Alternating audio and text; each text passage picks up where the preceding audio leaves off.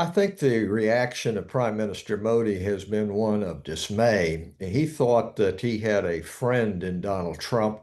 As you recall, they went together to Howdy Modi down in Houston first time around, and Trump was in India. So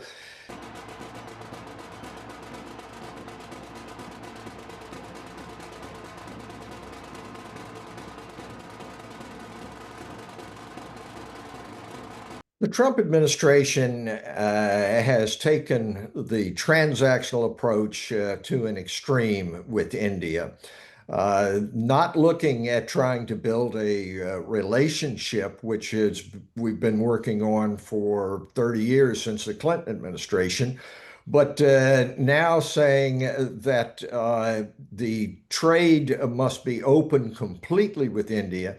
India has had a predilection for protection of its infant industries. It's been very wary of economic imperialism.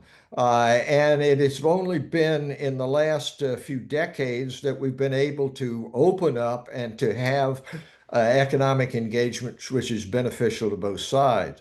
The relationship with Russia, of course, goes way back to the time of the Cold War when India was not going to choose sides. And the United States took umbrage at that and tried to force India into a coalition against Soviet communism. They didn't want to do that. They wanted to maintain their independence for fear that it would be a neo-colonial kind of situation with the West. And so those have been fundamental fault lines between the U.S. and India from the very first.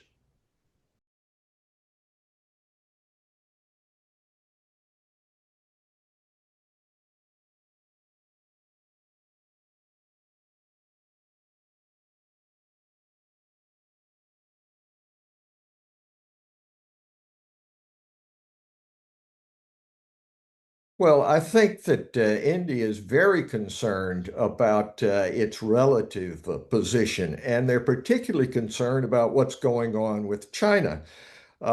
China is a bigger importer of oil, for example, than India from Russia.